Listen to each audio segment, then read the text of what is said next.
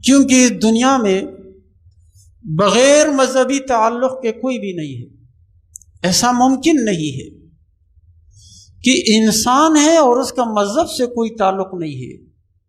بظاہر وہ جیسے بھی کہے کہ میرا کوئی تعلق نہیں ہے، لیکن ایسا ممکن نہیں ہے، کیونکہ چیز انسان کے خمیر میں وداعت کی گئی ہے، جبلت میں اور طبیعت میں وداعت کی گئی ہے۔ اللہ عز و جل نے پہلے دن جب آدم علیہ السلام کی پشت سے انسانوں کو نکالا، فرمایا الستو بربکم، کیا میں تمہارا رب نہیں ہوں؟ قالوا بلا، سب نے مل کر کے کہا کیوں نہیں۔ تو سب انسانوں نے اللہ کی ربوبیت کو مانا ہے۔ تو مذہب ہر انسان کے رگ رگ میں رگ بس گئی، اس سے کوئی انسان خالی نہیں ہے۔ وہ روسی جو کہا کرتے تھے ہم مذہب کو نہیں مانتے، ہم خدا کو نہیں مانتے تھے، جب جنگ عظیم میں ان کو بھی گولی لگتی تھی، کہتے یا اللہ بے ساختہ، اندر تھی نا ایک چیز، وہ آواز بالآخر اوپر ابھر کر کے آ جاتی۔ ایک یونانی مورخ ہے، ماہر ہے، وہ کہتے ہیں دنیا میں آپ کہیں بھی جائیں گے، آپ کو ہر قسم کی آبادی، ہر قسم کا شہر، ہر قسم کی بستی، ہر قسم کا گاؤں مل سکتا ہے۔ اعلیٰ سے اعلیٰ عمارت، خوشنما واشنگٹن جیسے شہر بھی آپ کو مل جائیں گے، معمولی جھونپڑی کا بنا ہوا شہر بھی آپ کو مل جائے گا، ویرانہ بھی مل جائے گا، اعلیٰ عالیشان محلات بھی مل جائیں گے۔ لیکن اگر آپ کو نہیں مل سکتا ہے کوئی شہر، تو وہ آپ کو صرف وہ شہر نہیں مل سکتا ہے کہ شہر ہو وہاں پر کوئی عبادت خانہ نہ ہو، نہ وہاں مندر ہو، نہ وہاں گرجا ہو، نہ وہاں کلیسا ہو، نہ وہاں مسجد ہو۔ ایسا کوئی شہر نہیں ہے دنیا میں، کیونکہ ہر انسان مذہب کے ساتھ جڑا ہوا ہے، ہر انسان چاہتا ہے۔ وہ الگ بات ہے کہ وہ مذہب صحیح ہے یا غلط ہے، لیکن ہر انسان مذہبی رسومات میں کچھ نہ کچھ کام کر رہا ہے۔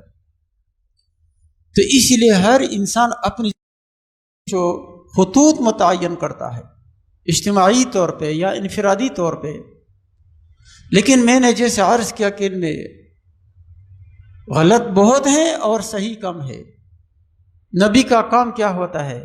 یتلو علیہم آیاتہ، وہ بتاتا ہے کہ اللہ کا حکم اس ضمن میں اس حوالے سے یہ ہے، اور آپ علیہ السلام نے پھر عملاً بھی وہ چیزیں بتائی۔ ایسا نہیں ہے کہ زبانی طور پہ جمعے کے دن ممبر پہ بیٹھ کے باتیں بتاتے اور پھر لوگوں کے ساتھ لوگوں کی طرح زندگی بسر کرتے، ایسا نہیں۔ آپ علیہ السلام نے لوگوں کو طرز زندگی کا نیا انداز دیا، نئے ضابطے دیے، نئے طریقے دے دیے، اور ہر شعبہ میں ایسا نہیں۔ آپ علیہ السلام بحیثیت باپ کیسے تھے؟ آپ علیہ السلام بحیثیت سربراہ مملکت کیسے تھے؟ آپ علیہ السلام بحیثیت پڑوسی کیسے تھے؟ آپ علیہ السلام بحیثیت شوہر کیسے ہیں؟ 9 بیویاں جن کے نکاح میں ہیں، کوئی لڑائی جھگڑا نہیں ہو رہا ہے۔ قاضی عیاض رحمۃ اللہ علیہ ایک مالکی عالم دین ہے، انہوں نے نبی علیہ السلام کی زندگی کے شعبوں پہ کتاب لکھی ہے، الشفاء۔ میں ایک دن اس کی فہرست پہ دیکھ رہا تھا، تقریباً 50 پہلو کو انہوں نے اجاگر کیا ہے۔ استاذ کی حیثیت سے آپ علیہ السلام کا کردار کیا تھا، باپ کی حیثیت سے کردار کیا رہا ہے، آپ علیہ السلام بھائی کی حیثیت سے کیسے ہیں، چچازاد بھائی کی حیثیت سے کیسے، خالازاد بھائی کی حیثیت سے کیسے ہیں، امامت کے حوالے سے کیسے، کمانڈر کی حیثیت سے آپ کی زندگی، مسافر کی حیثیت سے آپ کی زندگی کیسی ہے۔ یہ تمام پہلو زندگی کے آپ علیہ السلام نے سفر اور حضر میں، غم اور خوشی میں، ہر چیز میں آپ علیہ السلام کا طریقہ، یہی طریقہ مجموعہ اسلام کہلاتا ہے، یہ سنت کہلاتا ہے۔ میں نے عرض کیا مذہب کے بغیر کوئی انسان نہیں ہوتا ہے دنیا میں، نہ ہو سکتا ہے، لیکن غلط بہت ہے اور صحیح کم ہے۔ آپ علیہ السلام نے باقاعدہ بتایا صحیح کیا ہے، غلط کیا ہے۔ کون سی رسم صحیح ہے کون سی رسم غلط ہے، سب چیزیں علماء لکھتے ہیں۔ عربوں میں جو رسم و رواج تھے، 3 طرح کے رسومات، کچھ صحیح، ضیافت کی رسم تھی عربوں میں۔ ابراہیم علیہ السلام بہت بڑے مہمان نواز تھے، بغیر مہمان کے کھانا نہیں کھاتے تھے، راستے میں گھر کے باہر بیٹھے رہتے، مہمان گزرتا تو ہاتھ سے پکڑ کر کے اپنے پاس بٹھاتے، کھانا کھا لیتے، انتظار کرتے رہتے۔ وہ مہمان نوازی وہ ابراہیم علیہ السلام کی اولاد میں چل پڑی۔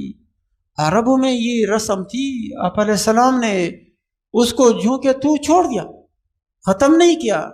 ایسی جو اچھی عادتیں تھی آپ علیہ السلام نے ان کو مزید فروغ دیا، مزید ترغیب دے دی، اور فرمایا کہ جو آدمی من کان یؤمن باللہ والیوم الآخر فلیکرم ضیفہ، جو آدمی اللہ اور آخرت پر ایمان رکھتا ہے وہ اپنے مہمان کا اکرام کرے۔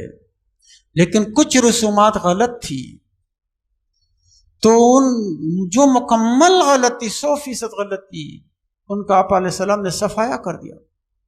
بعضی لوگوں میں یہ عادت تھی، بچیوں کو زندہ درگور کرتے تھے، یہ ناجائز ہے، ظلم ہے، حرام ہے، ختم کر دیا۔ کچھ ایسی چیزیں تھی، سود لوگ کھاتے تھے، ختم کر دیا اس کو، اور اس طریقے سے بعضی چیزیں تھی، ان چیزوں کو ختم کر دیا۔ کچھ رسومات ایسے تھی کہ جو اس کے کچھ پہلو صحیح تھے، کچھ پہلو غلط تھے، آپ علیہ السلام نے ان کی اصلاح فرمائی۔ طلاق کی رسم تھی عربوں میں، لیکن طلاق کی حد نہیں تھی۔ ایک آدمی عورت کو طلاق دیتا، عدت گزرنے کے قریب ہو جاتی، پھر رجوع کرتا، پھر جو ہے نا جب طلاق دیتا پھر ستاتا تھا عورت کو، اس کو پابند کیا، آپ کے پاس زیادہ سے زیادہ 3 طلاق کا اختیار ہے، کتنا تم عورت کو ستاؤ گے، کتنا تم ظلم کرو گے، 3 کے بعد پھر ختم، آزاد ہے، پھر رجوع کا حق نہیں دیا۔ تم نے 1 دفعہ زیادتی کی، اس کو ظلم کا نشانہ بنایا، 2 دفعہ تم نے اس کو ظلم کیا، تیسری دفعہ ظلم کے بعد کوئی رعایت نہیں ہے۔ تو کچھ چیزوں کو محدود کیا عربوں میں، ایران میں، روم میں، کوئی حد نہیں تھی شادیوں کی، محدود کیا نہیں۔ اب زیادہ سے زیادہ شادی کرنا ہے 4، نہ 10 نہ 20 نہ 50 نہ 200، زیادہ سے زیادہ 4، اس کو محدود کیا۔ تو کچھ رسومات کی اصلاح فرمائی جو قابل اصلاح تھی، اور جو بالکل غلط تھی ان کو ختم کر دیا، اور جو بالکل صحیح تھی ان کو اپنی حالت پہ چھوڑ دیا۔